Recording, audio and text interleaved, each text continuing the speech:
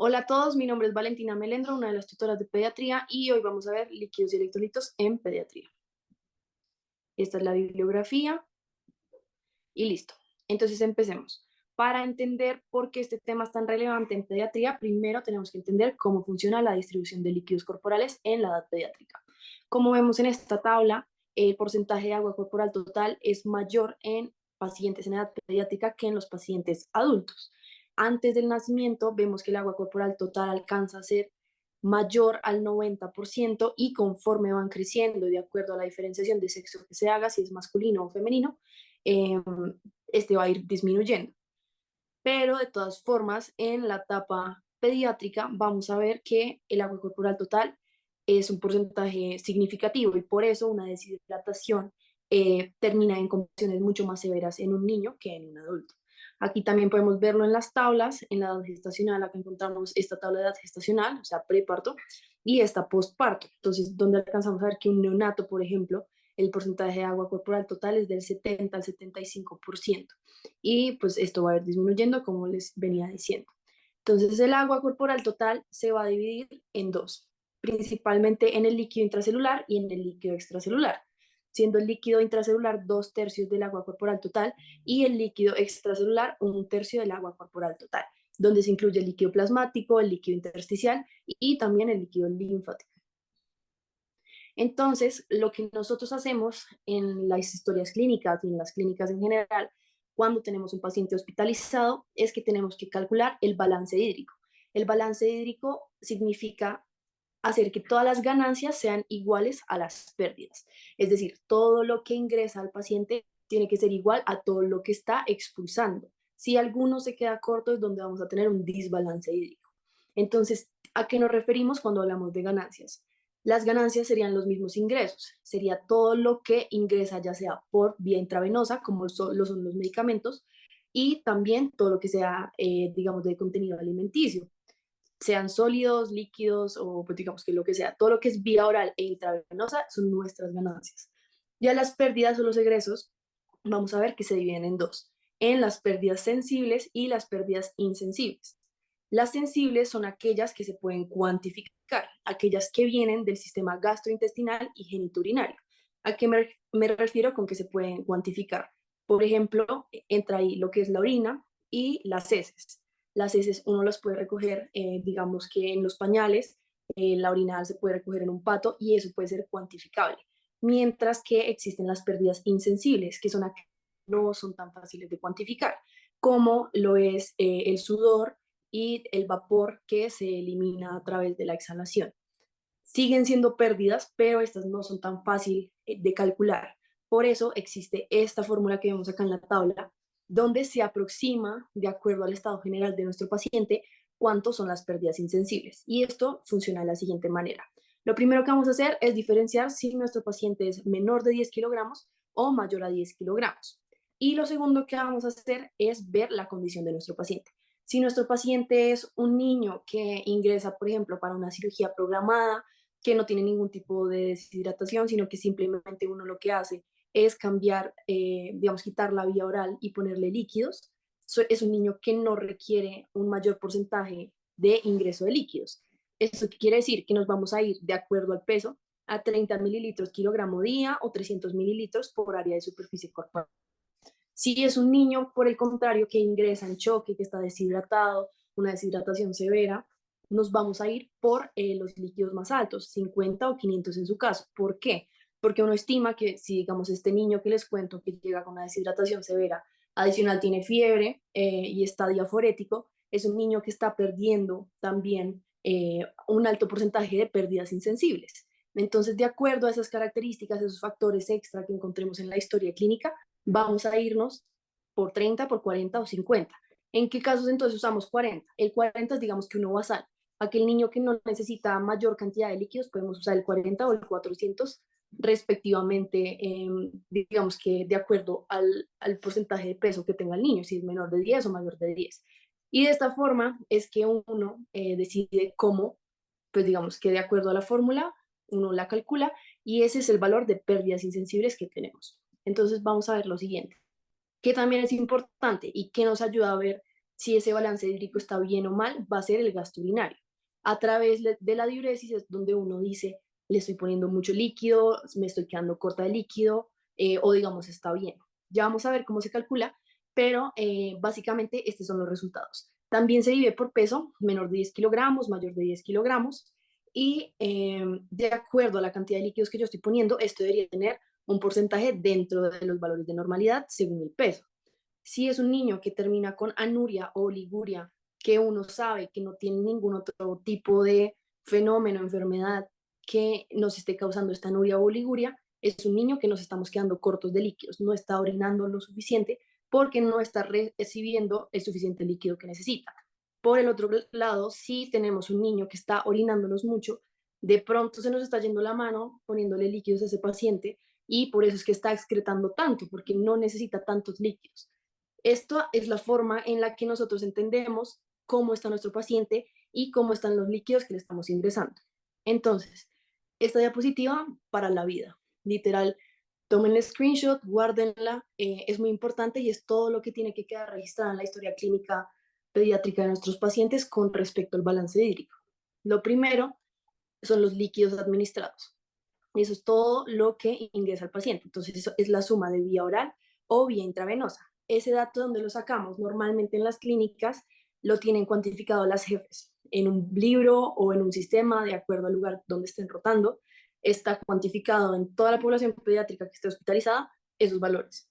Los líquidos excretados son todos los egresos, diuresis, deposiciones, más pérdidas insensibles. Todo lo que salga adicional, como un gasto por sonda o un DREN, si el paciente lo tiene, también entrarían los líquidos excretados. Todo eso es el total de los líquidos excretados. Acá pongo de nuevo cómo son las fórmulas de pérdidas insensibles. Y lo otro importante es que en aquellos pacientes que pesen más de 10 kilogramos, recordemos que se hace 300, 400 o 500 por área de superficie corporal. Y esta es la fórmula 4 más 7 dividido 90 más peso. Una vez sacan el valor de área de superficie corporal, ahí sí hacen, digamos que el resto del cálculo de pérdidas insensibles. El aporte hídrico entonces van a ser los líquidos administrados dividido en peso por kilogramos en aquellos menores de 10 kilogramos o en área de superficie corporal en aquellos mayores de 10 kilogramos. Y el gasto urinario, que es la tabla que acabamos de ver, nos va a decir entonces cómo estamos hidratando a ese paciente. Entonces se hace diuresis dividido peso en kilogramos, si pesa menos de 10 kilogramos, o dividido por área de superficie corporal, si pesa más de 10 kilogramos. En ambos casos, ese total lo que nos va a dar es la diuresis en 24 horas o en el total de horas donde se haya recogido esa cantidad de orina. Y por eso ese valor total lo vamos a dividir en 24 horas. De lo contrario, pues lo dividimos en el número de horas que hayan cuantificado esa diuresis. Y ya al final lo que nos importa ver, pues además de todo lo anterior que es importante, es el balance, es si los ingresos menos los egresos nos va a dar cero. Son muy pocos los casos donde realmente nos da cero. Lo importante es que ese valor que nos dé esté cercano a cero. Si les da un número negativo, también tienen que dejarle el símbolo de negativo, porque ese símbolo de negativo también tiene significado. Significa que entonces estamos teniendo más egresos que ingresos. Si es tan positivo, hay más ingresos que egresos, pero la idea en general es que esté muy cercano a cero y que en general la diuresis esté normal, que también es otro signo que nos indica pues que estamos hidratándolo adecuadamente y que estamos haciéndolo bien. Lo siguiente entonces es saber qué tipos de soluciones tenemos para hidratar a nuestro paciente. Tenemos los cristaloides, que son los que frecuentemente vemos en las clínicas, y los coloides, que ya son soluciones compuestas con moléculas de alto peso molecular. Son usadas en casos, digamos que mucho más específicos, pero en este caso nos vamos a quedar con los cristaloides. En los cristaloides tenemos soluciones hipotónicas, como la dextrosa o la solución salina al 0,45, las isotónicas, como el lactato de Ringer y la solución salina al 0,9, y las hipertónicas, que en este caso solo tenemos la solución salina al 3%. Vamos a ver que de acuerdo a lo que tenga nuestro paciente, elegimos el tipo de solución. Y hablando del tipo de solución, también tenemos que conocer que cada una tiene una tonicidad diferente. Entonces, la solución isotónica tiene una osmolaridad menor a 200, o digo, pues entre 285 a 295, la hipertónica es mayor a 295 y la hipotónica es menor a 285. ¿Listo? Esta es una diapositiva que nos muestra más o menos la composición de cada tipo de solución. Qué porcentaje de moléculas tiene de sodio, de potasio, de cloro, de glucosa, cuál es la osmolaridad total y la osmolaridad efectiva. Eso digamos que como para que lo tengan en cuenta. También tenemos que conocer que existen las soluciones orales. Estos son, pues digamos que todas aquellas que conocemos como Pedialite, como HidroPlus, que nos sirven para rehidratar a nuestros pacientes cuando nos toleran vía oral y no tienen una deshidratación severa. Ya lo vamos a ver más adelante. ¿Qué me importa de esta tabla? Veamos entonces que, por ejemplo, Pedialite en esta parte de acá tiene un valor. En esto dice 60.000 equivalentes. Ese número que aparezca acá va a ser los miliequivalentes que tenga de sodio. ¿Qué nos dice la OMS? La OMS nos dice que para rehidratar un paciente, lo más importante o pues la solución más indicada es la solución de 75 en el caso pediátrico. Pero en este caso, 75, recordemos que son las moléculas de sodio, es decir, es un poco más salada que la solución de 60. Y recordemos que en el caso de pediatría no es tan sencillo como decir, tomes este medicamento ya. Si a nuestro paciente no le gusta porque simplemente le sabe mal, va a ser muy difícil que lo siga tomando y que cumpla con el tratamiento. ¿Qué hacemos entonces? Muchas veces lo que se hace es que se baja un poquito esos mil equivalentes, es decir, damos pedialites o sales de rehidratación oral con un sodio de 60.000 equivalentes litro para que le sepa un poquito más dulce. Veamos que la glucosa acá es la misma entre 75 y 60. Y en este caso, nuestros pacientes toleran mucho mejor, digamos que las sales de rehidratación oral y la rehidratación en sí es mucho más efectiva. Y lo otro entonces es cómo elegimos qué tipo de solución es más adecuada para cada edad pediátrica. Realmente la solución más adecuada para nuestro paciente es la que tengamos a disposición. Si, digamos, en algún lugar no tenemos la mezcla pediátrica tipo 1, pero solución salina 0,9, esa es, digamos que la indicada. Pero si tenemos de dónde elegir, como en lugares de cuarto nivel, como lo es la cardio infantil, podemos, digamos que hacer un tratamiento mucho más dirigido a nuestro paciente. Existen en pediatría mezclas que se llaman mezclas pediátricas, que son, digamos que diseñadas para que sean mejor toleradas de acuerdo a el grupo etario. Entonces, la mezcla pediátrica tipo 1 es aquella que se va a preferir en pacientes de 1 mes a los 2 años. La mezcla pediátrica tipo 2, que pues, está compuesta de todo lo que vemos acá, es aquella que se prefiere de los 2 años a los 10 años. Y la mezcla pediátrica tipo 3 es aquella que se prefiere de los 5 a los 10 años. Arriba de los 10 años preferimos lactato de Ringer sobre solución salina al 0,9, pero los dos, pues digamos que están bien. Ya para el caso de reanimación, en todas las edades siempre nos vamos a ir por lactato o por solución salina, en últimas en plasma light. ¿Listo? Y ahora sí, entonces empecemos a ver cómo funcionan los líquidos de mantenimiento. Cuando llega un paciente al hospital, lo que nosotros necesitamos hacer es calcular las necesidades basales.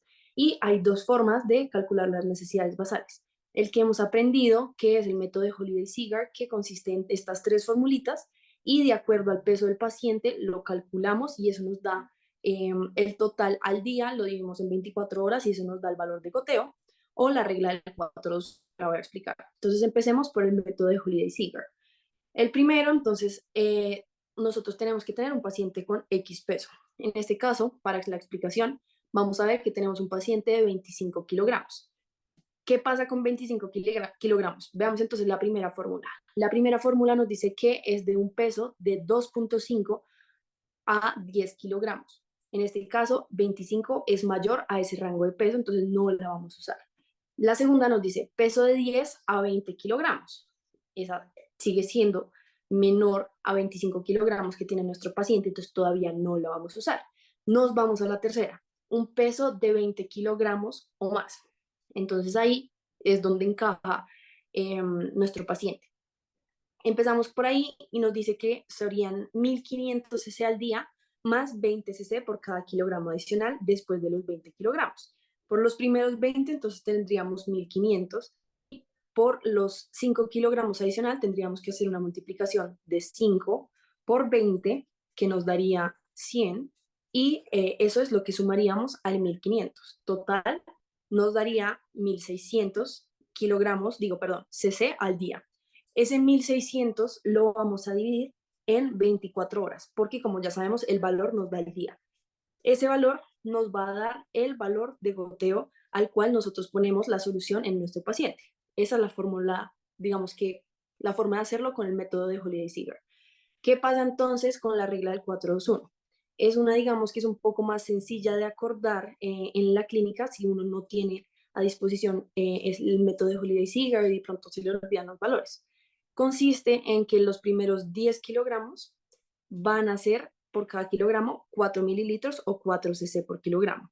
¿Eso qué quiere decir? Si tengo un paciente de 8 kilogramos, entonces va a ser 8 por 4 y ese va a ser el valor al cual ya se pone el goteo. Eso nos da el valor por hora. Entonces no hay que hacer una división adicional de dividido 24 porque ya nos da el goteo por hora.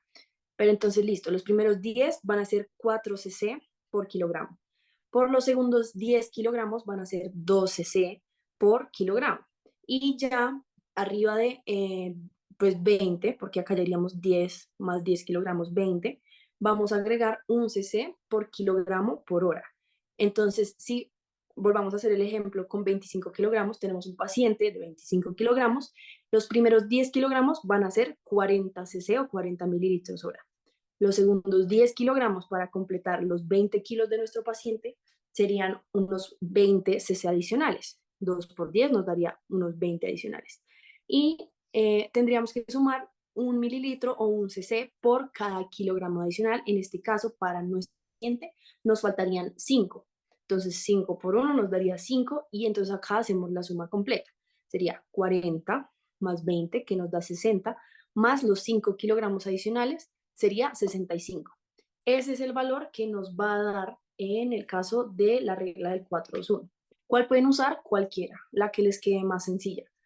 Ambas van a dar resultados muy similares, más no iguales en todos los casos.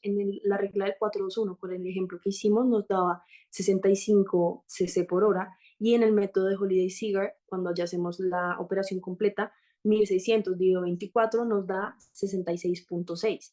Es un valor muy cercano, que en verdad no afecta, digamos que ese 1.6 cc adicional, y de todas formas, cuando uno va a administrar ese goteo, no le hace la vida más difícil a las jefes, sino le dice administra el goteo a 66.6 cc hora, sino que uno lo aproximas a 65, lo aproximas a 70 o lo aproximas a 60, que digamos que esos porcentajes, entre comillas, pequeños, no van a afectar tanto el tratamiento de nuestro paciente. Entonces acá realmente lo que me interesa es que intenten ambas formas, el método de Holiday-Seeger, la regla de 4-2-1, y el que les quede más sencillo es el que ustedes van a tener que usar en la práctica clínica. Entonces hagamos un ejercicio para, digamos que, entender y ver que ya haya quedado comprendido todo. Tenemos una paciente femenina de 5 meses que pesa 5 kilogramos y la hospitalizan en contexto de una hernia umbilical para cirugía al día siguiente. ¿Qué quiere decir? Es una paciente que no tiene ningún tipo de deshidratación. Es una paciente que simplemente por la cirugía programada toca quitarle la vía oral y dejarla con líquidos. Entonces es cuando tenemos que sacar a qué goteo le vamos a dejar esos líquidos. Se deja una orden de nada vía oral a partir de las 7. Entonces, ¿cuáles son los líquidos endovenosos que vamos a elegir de acuerdo a nuestra paciente? Es una paciente de 5 meses. ¿Cuáles serían los mejores para ella, para su grupo etario, y a cuánto? Entonces aquí podemos hacerlo o con el método de Holiday-Seeger o con la regla del 4-2-1. Entonces la idea es que pausen el video, hagan el ejercicio y luego den play para conocer la respuesta. Entonces, en este caso, la mezcla más adecuada es la mezcla pediátrica tipo 1. Y de acuerdo, según lo hayan hecho con la regla del 4-2-1 o con el método de Holiday-Seeger, van a tener dos resultados parecidos pero diferentes. Con la regla del 4-2-1 vamos a tener un resultado de 20 cc por hora. Ese va a ser el goteo al cual lo vamos a poner. Y si hicieron con el método de Holiday-Seeger, vamos a tener un resultado de 20.8 cc por hora. Pero de nuevo, al momento de formular, digamos que estos líquidos a la paciente, lo mejor es aproximarlo y lo más sencillo en este caso sería dejarlo a 20 cc por hora.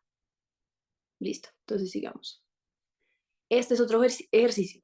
Paciente masculino de 6 años que pesa 23 kilogramos, con diagnóstico de neumonía e intolerancia a la vía oral. En este caso, por la intolerancia a la vía oral, vamos a poner líquidos endovenosos. ¿Listo? De acuerdo al grupo etario, cuáles son los líquidos endovenosos y a cuánto lo vamos a dejar. Entonces hagamos el mismo ejercicio. Pausen el video, responden y después vuelven a dar play para conocer la respuesta.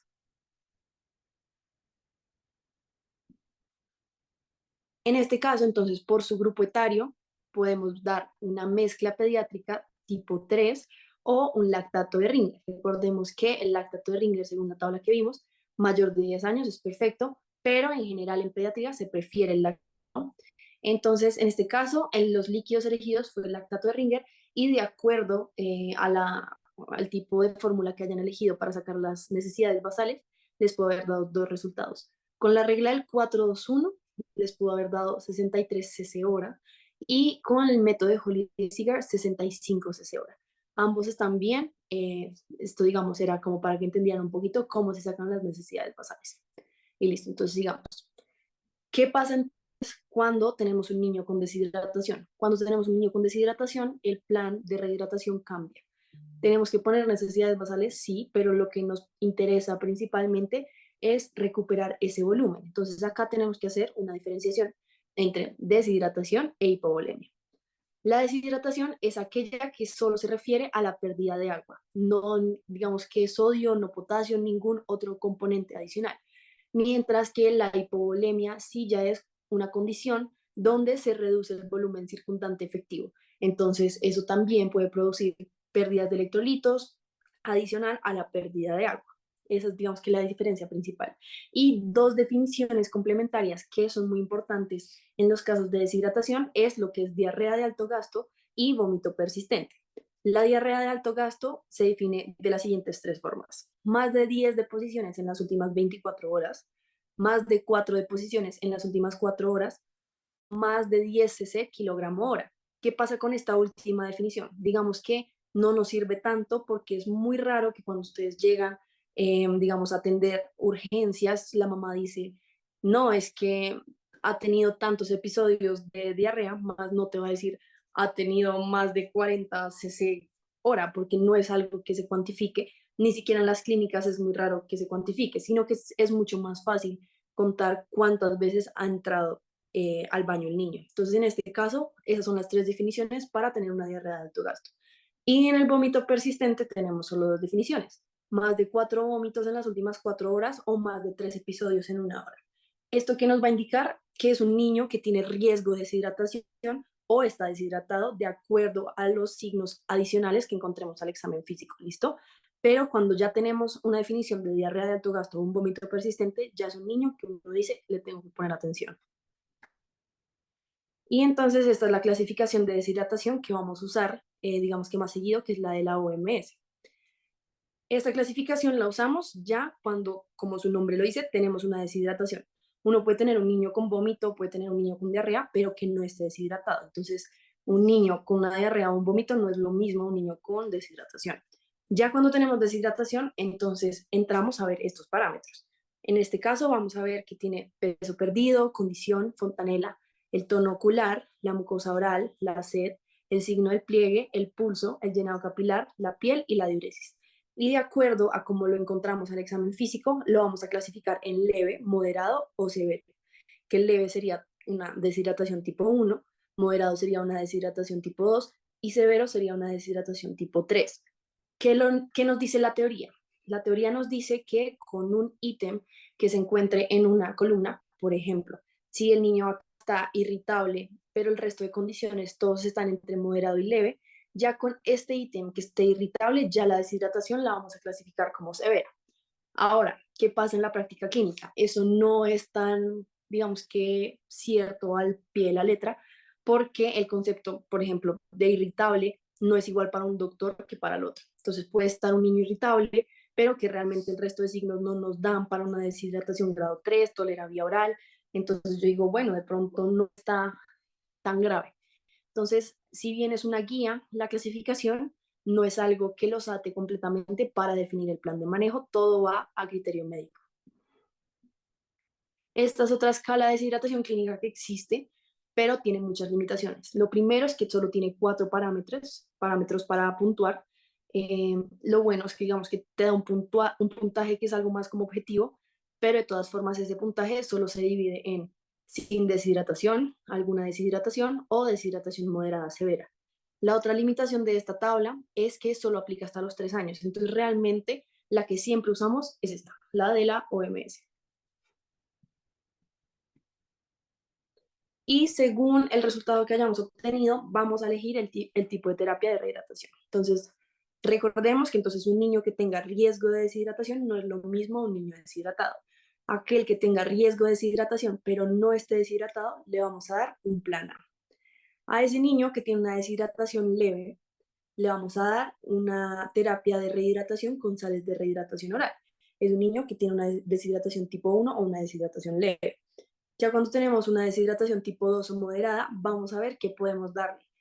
La deshidratación, digo, la terapia de rehidratación con sales de rehidratación oral o intentar hacer el plan C, que ya es pasar los líquidos por medio venoso.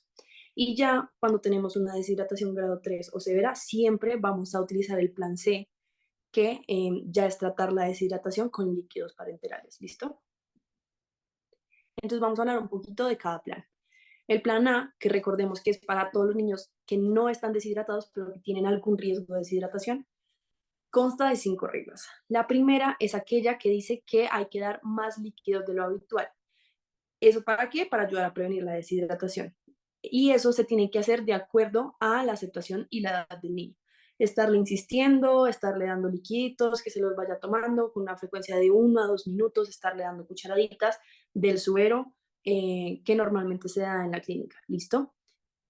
¿Qué nos dicen las recomendaciones? Que más o menos, pues la OMS, como ya lo habíamos hablado, nos dice que un suero de rehidratación oral al 75 es mucho mejor tolerado al 60, los dos están bien, el que les sirva. Y cada vez que el niño tenga una deposición o algún tipo de episodio emético, dar un poquito más de líquidos de lo que ya estábamos dando continuamente. Eso digamos que a grandes rasgos. La segunda regla nos dice que tenemos que seguir dando alimento al niño, sobre todo para prevenir la desnutrición. ¿Qué recomendaciones tenemos? Primero, no dar una dieta que tenga algún tipo de alimento endulzado o irritante, como los jugos cítricos. La leche tiene que limitarse el consumo, sobre todo de leche de vaca. ¿Esto qué quiere decir? Que aquellos niños que están todavía con lactancia materna no significa que uno tenga que quitarles la lactancia materna. Solo la leche de vaca es aquella que se tiene que quitar. La lactancia materna o fórmula láctea tiene que continuarse concomitante a la terapia de rehidratación oral. Y los alimentos, lo principal es continuar la alimentación normal del niño en pequeñas cantidades y con mayor frecuencia, estar insistiendo, perdón, de darle las cucharaditas, de que vayan comiendo, de que en general se estén alimentando y no llegar a un episodio de desnutrición. La tercera regla nos dice que todo niño que tenga riesgo de deshidratación tiene que tener un suplemento de zinc. ¿Cómo funciona esto? Anteriormente, esta era la tabla que nos decía cuál era la dosis de zinc que teníamos que dar a nuestros pacientes. En 6 meses, 10 miligramos al día y mayores de 6 meses, 20 miligramos al día. Hace como un añito más o menos salió este estudio donde nos dice que reduciendo la cantidad de la dosis de 20 a 10 miligramos para todas las edades, nos da los mismos beneficios de protección que nos otorga el zinc y nos reduce las complicaciones que el medicamento tiene, porque a veces no son tan bien tolerados y pueden producirnos episodios eméticos. Entonces, en este caso, la dosis que nos recomienda la guía, por ejemplo, New England en este caso, es de 10 miligramos, ¿listo? Acá está el estudio por si lo quieren leer, por si lo quieren revisar. La cuarta regla nos dice, enseñemos los signos de alarma a los cuidadores. Lo que es una diarrea de alto gasto, lo que es un vómito persistente, si tiene fiebre que no pueden controlar en casa, si tiene algún tipo de disentería, si el niño empieza con una alteración del estado de conciencia, si no puede comer ni beber normalmente, o si empeora o no luce bien, es un niño que tienen que volver a traerlo a urgencias. La quinta regla entonces nos dice que tenemos que enseñar medidas preventivas. El lavado de manos, la abstinencia de agua, el abastecimiento de agua segura, lavar muy bien los alimentos, tener mucho cuidado cuando entran al baño mamá, papá e incluso el niño, lavar todo muy bien, la vacunación que esté al día y 2 días después de dar todos estos signos de alarma, recomendaciones, el niño tiene que volver a consultar a ver si ha mejorado, si ha empeorado para ver qué sería el plan adicional que tendríamos que dar. Existe algo que se llama el plan A supervisado que se le va a dar a todos los niños que están en riesgo de deshidratación, pero que no están deshidratados, que por alguna razón ustedes dicen, ese niño, el papá, la mamá, el cuidador no va a cumplir, digamos, con las recomendaciones en casa. O ese niño no va a volver en 2 días porque estoy en una zona rural y les queda difícil volver. Eh, por alguna razón, si ustedes sospechan que esos cuidadores no les van a dar el tratamiento o que ese niño se va a perder, es preferible hacer el plan A supervisado. ¿En qué consiste el plan A supervisado? Básicamente es usar las mismas 5 reglas que acabamos de hablar, pero dentro del hospital. Eso quiere decir que ustedes están al pendiente del niño y ustedes pueden ver si efectivamente ese niño se recupera o se empeora, pero no le dan salida. Es un niño que tiene que estar, digamos que al cuidado del hospital, de alguien que por lo menos esté pendiente y no que se lleve a la casa sin saber qué va a pasar con esa persona. Ya lo siguiente entonces sería el plan B. El plan B trata de hacer una terapia con rehidratación oral. Lo que nos dice la OMS es que debería ser al 75, pero pues sabemos que podemos usar el 60 y que no hay ningún tipo de problema.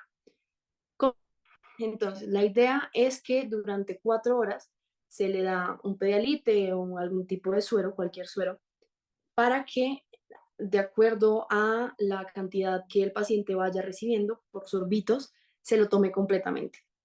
¿Qué pasa? Si a ese paciente llega a tener algún episodio emético, esperamos 10 minutos y volvemos a continuar la terapia hasta que durante las 4 horas se acabe todo y vemos cómo está, si ha mejorado, si ha... Cuando se acaban esas 4 horas, vamos a ver en qué estado está. Si ha mejorado, pero aún no está totalmente hidratado, si está hidratado o si no ha mejorado. Entonces, si hubo una mejora a ese niño, lo vamos a desescalar, le damos plan A para la casa, ambulatorio, con signos de alarma, recomendaciones y todas las enseñanzas que ya vimos de las 5 reglas del plan A. Si vemos que ha mejorado, pero todavía no está hidratado, vamos a dar 2 horas más de plan B. Y si vemos que definitivamente ese niño no ha mejorado, de una pasamos al plan C. No hay que, digamos, que perder tiempo, sino que de una pasamos al plan C. Y acá tenemos que ver unas condiciones especiales. Bueno, acá lo que les decía, el seguimiento es básicamente lo mismo. Esperamos 4 horas para hacer la evaluación completa del niño. Bueno, algo importante es que si después de un primer episodio emético esperamos los 10 minutos, eh, seguimos luego dándole de sorbitos el suero de rehidratación oral y vuelve a vomitar, ya eso es un fallo terapéutico. Ahí de una cortamos el plan B y de una pasamos a plan C. Y bueno, desescalamos, entonces cuando el signo de pliegue cutáneo desaparece, cuando la sed del niño cede, cuando ya tenemos un gasto urinario normal y ya cuando un niño se tranquiliza. Normalmente un niño deshidratado está muy irritable, pero cuando ya se rehidrata, lo normal es que se quede dormido y ya como que esté mejorcito. Entonces, pues esas son algunas formas de ver que sí está funcionando el plan B. Entonces, ¿cómo vemos si existe algún tipo de fracaso de deshidratación oral? Lo primero es que haya un gasto fecal elevado que impida la terapia de rehidratación oral. ¿Esto qué quiere decir? Que la frecuencia a la que entra al baño el niño es mayor a la que está recibiendo el suero. Por más de que esté tolerando vía oral, por más de que esté recibiendo el suero, si está entrando más veces al baño, estamos teniendo mayores egresos que ingresos, es decir, tenemos un desbalance hídrico. En ese caso, de una escalamos a plan C. Lo siguiente es que tengamos una ingesta insuficiente de sales de rehidratación oral por somnolencia. Si el niño se está quedando dormido y no nos está recibiendo, o por alguna otra razón no nos está recibiendo ese suero, de una escalamos a plan C. Y lo último es un vómito incoercible. Incoercible significa que no cede. Un vómito que no cede, de una escalamos a plan C. También porque no tolera vía oral. Y ya existen unos criterios de contraindicación de terapia de rehidratación oral. Básicamente son estos tres. Lo primero, cuando tenemos una distensión abdominal con hilio paralítico, es indicación para no tener rehidratación oral. De una, tenemos que poner líquidos intravenosos. Sospechar un cuadro agudo de abdomen quirúrgico, es un niño que tenemos que cortar la hidratación oral. La alteración del estado de conciencia o presencia de convulsiones, claramente también es un niño que no nos tolera vía oral, de una tenemos que canalizarlo. Y entonces el plan C ya lo tenemos, recordemos que sería para deshidratación tipo 2 que no tolera vía oral o que tiene alguna de las indicaciones que ya acabamos de mencionar, o que tiene una deshidratación tipo 3 o severa.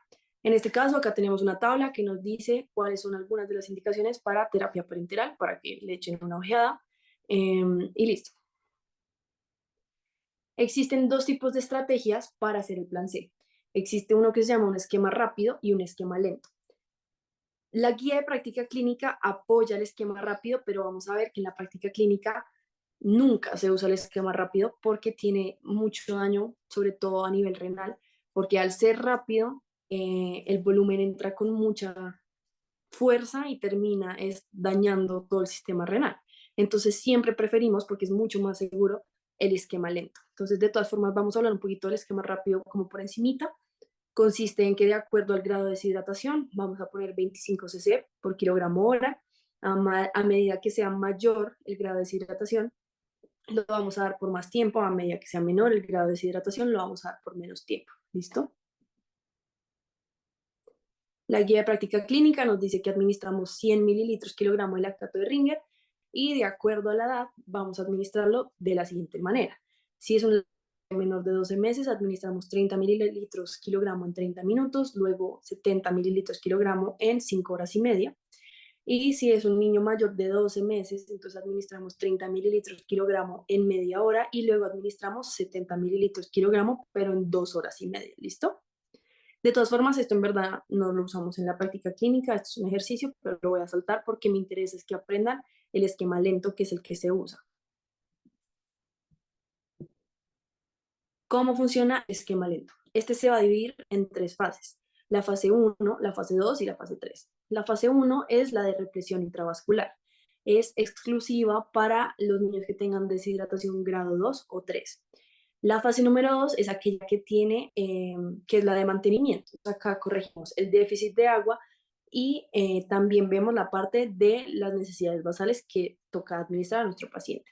Y la fase número 3 es reposición de pérdidas actuales. Si hay algún tipo de pérdida de algún tipo, por ejemplo, de electrolito, de sodio, de potasio, ahí es donde entramos a reponerlo. Entonces, la fase número 1 es la de represión vascular. En esa lo que buscamos es recuperar la perfusión. Lo que vamos a hacer entonces es que vamos a administrar un bolo de 20 cc kilogramos que pasamos entre 5 a 60 minutos de acuerdo al estado general del paciente a criterio médico.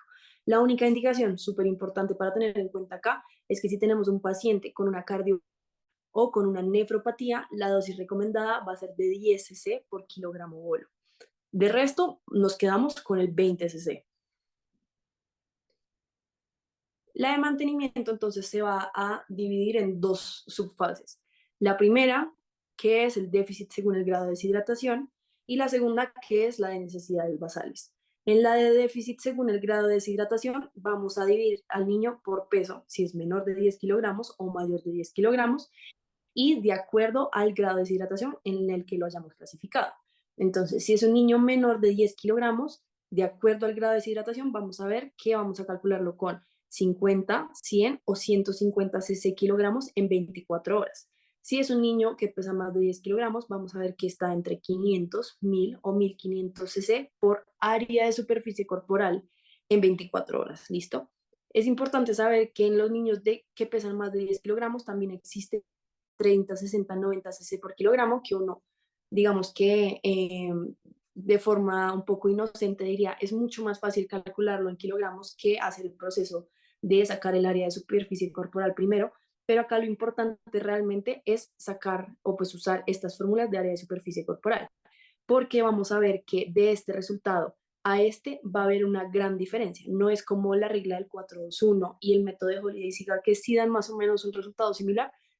En este caso sí van a ser resultados muy diferentes. Entonces, lo que nos recomiendan todas las guías es quedarnos con las fórmulas de área de superficie corporal, y son las que vamos a usar cuando hagamos los ejercicios. En la parte de necesidades basales es exactamente igual a lo que ya habíamos aprendido. Se saca el método de Holiday-Cigar o lo pueden sacar con la regla del 4-2-1. ¿Qué pasa con la regla del 4-2-1? Que como el resultado no lo da, es decir, no lo da en cc por hora, tendríamos que hacer un proceso adicional que es multiplicarlo por 24 horas. Sería lo único. Pero de resto, pues el método de Holiday-Cigar nos da en 24 horas y ya vamos a ver por qué es importante. Bueno, acá está lo que les decía de la regla del 4-2-1. Y listo. Entonces, en este caso, cuando terminamos la fase 2, vamos a hacer esta operación, que es coger el déficit total, el que nos da en 24 horas, tenemos que dividirlo en 24, sumado al de necesidades basales, que lo mismo, no tenemos que dividirlo en 24, sino el completo al día, y restamos el bolo inicial. El bolo lo vamos a restar solo a aquel paciente que haya sido clasificado con deshidratación grado 2. Al que tiene grado 3 no se lo vamos a quitar porque es un paciente que está en una deshidratación severa. Al restar entonces el bolo inicial, lo que haríamos es quitarle el líquido que le vamos a administrar, mientras el grado 2 está moderada, entonces tampoco es que necesite tanto líquido. Y al grado 1, pues no le dimos bolo porque solo se da en deshidratación grado 2 y 3, entonces pues ahí digamos que el valor sería 0. Ese resultado total, el del déficit más necesidades, menos el bolo de acuerdo a si deshidratación grado 2 o deshidratación grado 3, lo vamos a fraccionar en 2. El primer valor, pues la primera mitad, lo vamos a dividir en 8 horas y ese va a ser el goteo que vamos a dar durante las primeras 8 horas. Y la segunda mitad del valor total la vamos a dividir en 16 horas y va a ser lo que vamos a dar en las siguientes 16 horas hasta completar las 24 horas. Una vez completamos las 24 horas, volvemos a evaluar clínicamente al niño, vemos si todavía está en deshidratación y necesita que volvamos a hacer todo este proceso para saber cómo es la terapia de rehidratación en deshidratación, o si ya está, digamos que hidratado, lo vamos a dejar solo con los líquidos de necesidades basales. ¿Listo? Entonces aquí vamos a entrar a hacer ejercicios para hacer que todo quede un poquito más claro. Ya la última parte, como les mencionaba, es la 3, que es donde dice que reponemos todas las pérdidas actuales. Si además el niño tiene una hiponatremia, tenemos que corregir esa hiponatremia. Si además tiene una hipocalemia, hay que corregir esa hipocalemia, ¿listo? Pero en este caso me interesa que por lo menos queden claro por lo menos la fase 1 y la fase 2. Que tenemos una niña de 8 meses de edad con antecedente de soplo sistólico que es hospitalizada por dificultad respiratoria, asociado a sibilancias, primer episodio, concomitante presenta deposiciones diarreicas, 8, y al examen físico, irritable, ojos hundidos, llora sin lágrimas, mucosa oral seca, pesa 9 kilogramos. ¿Cuál es el diagnóstico y cuál es el manejo? Entonces aquí pausen el video, intenten hacer el ejercicio solos y luego le dan play para conocer las respuestas. Ok, entonces acá tenemos una niña de 8 meses con antecedente de soplo sistólico. Entonces acá, ¿qué nos interesa? Que tiene un antecedente de una cardiopatía. Está hospitalizada por una dificultad respiratoria asociada a sibilancias, primer episodio. Entonces en este caso, por la edad y por el cuadro de dificultad respiratoria asociando las sibilancias y que es primer episodio, sospechamos una bronquiolitis. Además de eso, presenta deposiciones diarreicas, 8, que en este caso vamos a asumir que son 8 en 24 horas.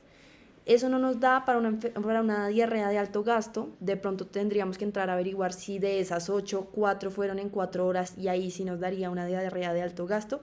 Pero por ahora vamos a decir que no. Pero de todas formas, otro diagnóstico entonces sería enfermedad diarreica aguda. Y por las características al examen físico, irritable, ojos hundidos, llora sin lágrimas y mucosa oral seca, vamos a clasificarlo como una deshidratación tipo 3 o deshidratación severa. Entonces el manejo va a ser administrar el plan C. Entonces veamos cómo se hace el cálculo para obtener el tratamiento de rehidratación en el plan C. Este es nuestro primer caso. Entonces tenemos una niña de 8 meses que pesa 9 kilogramos y lo clasificamos como una deshidratación 3 o deshidratación severa, ¿no? Entonces lo primero es la fase 1. La fase 1 donde nos dice administre un bolo a aquella deshidratación grado 2 o grado 3. Como tenemos una deshidratación grado 3, vamos a administrar el bolo. ¿De cuánto es el bolo? El bolo es de 20 cc por kilogramo, pero hay una condición que nos dice que si hay una cardiopatía o una nefropatía, no agregamos 20 cc, sino que agregamos 10 cc. Y en este caso nos dicen que nuestra paciente tiene un antecedente de un soplo sistólico. Eso es una cardiopatía, por eso ponemos 10 cc por peso, que es 9, y eso nos daría el valor a administrar del bolo, 90 cc. En la segunda fase hacemos el déficit y las necesidades basales. El déficit, de acuerdo al peso y de acuerdo al grado de deshidratación, sería 150 cc por peso, que nos da 1350 cc al día. Y las necesidades basales nos dan 100 por peso, que nos daría 900 cc al día. Acá no vamos a dividir esto en 24 porque vamos a tener que hacer esta operación. Y para hacer esta operación tenemos que tener el valor total de la cantidad que vamos a administrar al día y por eso no tenemos que dividirlo en 24. Entonces la operación nos dice que tenemos que sumar el déficit más las necesidades basales menos el bolo. Entonces este menos el bolo, recordemos que tiene un pero, y es cuando tenemos una deshidratación grado 3, no vamos a restar el valor del bolo porque es una deshidratación severa. Necesitamos primero tener una represión vascular y restar el valor del bolo sería quitarle líquidos. Entonces reemplazamos 1350 más 900 menos 0, no es que no le hayamos dado bolo, sino que no vamos a dar porque es una deshidratación grado 3, nos da 2250. Y vamos a sacar el 50% de esto, es decir, la mitad, ¿no? Entonces 2250 dividido en 2 nos da 1125. Y ese 1125 lo vamos a dividir de la siguiente manera. Una mitad dividida en 8 y va a ser el valor que vamos a administrar en las primeras 8 horas, y la segunda mitad dividida en 16 y va a ser el valor que administramos en las siguientes 16 horas. ¿Qué pasa? Claramente este es el valor exacto, pero cuando vamos a formularlo no lo vamos a dejar así porque le hacemos la vida más difícil a las jefes, lo aproximamos. Entonces decimos, en este caso, como tenemos una niña de 8 meses, por la edad, lo más recomendable sería una mezcla pediátrica, o vamos a poner, digamos, lactato de Ringer, suponiendo que no hay una mezcla pediátrica. Entonces sería administrar lactato de Ringer a 140 cc hora durante las primeras 8 horas y posteriormente a 70 cc por hora durante las siguientes 16 hasta completar las 24 horas. Una vez se completan las 24 horas, se vuelve a revalorar a la paciente, se vuelve a ver cómo está su estado clínico y si necesita todavía seguir con terapia de rehidratación por la deshidratación o si solo necesita líquidos en necesidades basales. Listo, entonces este es el siguiente ejercicio. Entonces vemos que tenemos un paciente que se llama Andrés, escolar de 5 años de edad, quien se encuentra hospitalizado por una enfermedad diarreica aguda al momento del examen físico, con llanto, pero con lágrimas, o sea, no está seco. Tiene el llenado capilar en 2 segundos y tiene una piel fría, pesa 15. De acuerdo a estas características, tenemos una deshidratación grado 2, ¿listo? Entonces, pausar el video, vamos a hacer todo el plan C, porque en este caso vamos a decir que no tolera vía oral, no vamos a dar rehidratación oral, y para efectos de cómo sacar los líquidos, vamos a decir que vamos a usar el plan C. Vamos a darle pausa y le dan play cuando ya tengan todo el ejercicio hecho, ¿listo? Listo, entonces este ejercicio nos dice que tenemos un niño de 5 años que pesa 15 kilogramos y de acuerdo a las características clínicas se clasifica como una deshidratación grado 2 o moderada. En este, diferente al ejercicio anterior, tenemos que sacar el área de superficie corporal porque es un paciente que pesa más de 10 kilogramos. Todo paciente de mayor a 10 kilogramos vamos a tener que sacar el área de superficie corporal. Entonces yo decidí hacerlo antes que empezar a hacer los procedimientos de las fases. Esta es la fórmula de área de superficie corporal. Lo único que tenemos que hacer es reemplazar el peso acá y acá. Entonces acá ya lo reemplacé y nos da un total de 0.63. Ese es el área de superficie corporal de nuestro paciente. Ahora sí, seguimos entonces con las fases. En la fase 1, donde tenemos que administrar un bolo, decimos, ¿se lo damos? Sí, porque entonces administramos bolo a deshidratación grado 2 y grado 3. El bolo, recordemos que entonces es de 20 cc a menos de que tenga una nefropatía o una cardiopatía. En este caso no hay ni nefropatía ni cardiopatía, entonces vamos a dar 20 cc por kilogramo y eso nos da 300 cc. En la segunda fase entonces tenemos que sacar el déficit, que nos dice que de acuerdo a la edad que es mayor, al peso, que es mayor de 10 kilogramos y a la clasificación de la deshidratación, que en este caso es una deshidratación tipo 2, administraríamos 1000 cc por área de superficie corporal. Eso nos da un total de 630 cc. En las necesidades basales nos dice que de acuerdo al peso vamos a clasificarlo. El peso está en el rango de la fórmula de entre 10 y 20 kilogramos. Entonces serían 1000 cc y 50 cc por cada kilogramo adicional. En este caso, por los 15 kilogramos que tiene nuestro paciente, nos da 1250 cc. Y luego tenemos que reemplazar estos valores. 630 del déficit, necesidades basales es 1250 y como en este caso es una deshidratación moderada o tipo 2, sí restamos el bolo, que el bolo nos había dado 300. Esta suma y resta nos da un total de 1580 y el 50% de 1580 es 790. Esa primera mitad, es decir, los 790, vamos a administrarlos en 8 horas. Entonces, dividido en 8 nos daría 98.7. Y la otra mitad, que es 790, dividido en 16 horas restantes para completar las 24 horas, nos da un total de 49.3. Entonces, ¿cómo queda la orden? La orden queda administrar el líquido que le vayamos a administrar, en este caso el lactato de Ringer, a 100 cc hora durante las primeras 8 horas y luego 50 cc hora durante las siguientes 16, aproximando estos dos valores también para ayudarle a la jefe que administra los líquidos a, digamos que no hacerle la vida más difícil con este punto algo, ¿listo? No hay, digamos que mayor relevancia por aproximarlos esos 2 cc y 0.7 cc aproximadamente que nos falta, ¿listo? Entonces así más o menos quedaría la orden. Este es nuestro último paciente. Camila, paciente de 2 años, preescolar, quien se encuentra en urgencias por un cuadro de intoxicación y por la cual lleva 5 episodios eméticos en las últimas 4 horas. ¿Esto qué nos dice? 5 en las últimas 4, ya esto es un vómito persistente. Al momento de la valoración está irritable, con signo de pliegue, llenado capilar en 3 segundos. No hay duda que esto es una deshidratación grado 3 o una deshidratación severa. Pesa 10 kilogramos, ¿listo? Entonces vamos a hacer todo el plan C para Camila. Vamos a pausar otra vez el video y ahorita retomamos entonces con las respuestas. Listo, entonces veamos este último caso de nuestra última paciente. Nuestra última paciente tiene 2 años y pesa 10 kilogramos. Según las características clínicas de Camila, vamos a tener una deshidratación tipo 3, una deshidratación severa, ¿no? ¿Qué pasa con, sobre todo, este peso de 10 kilogramos? La pregunta que muchos nos hacemos al momento de aprender líquidos y electrolitos es, en el 10 kilogramos, entonces me quedo con la parte que dice paciente menor de 10 kilogramos o me voy con la parte que dice paciente mayor a 10 kilogramos.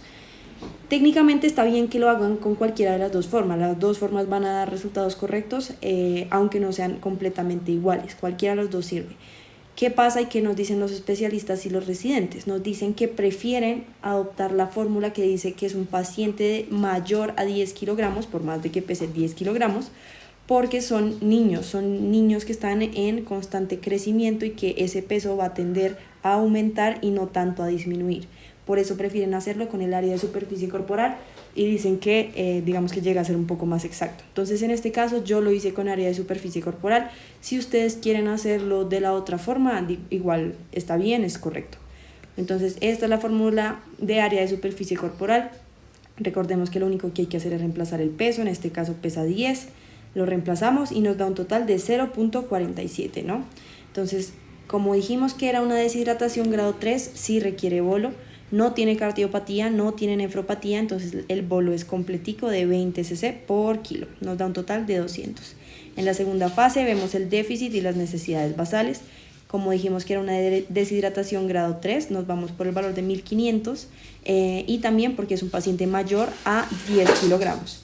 Lo multiplicamos por el área de superficie corporal, que es 0.47, y nos da un total de 705 cc.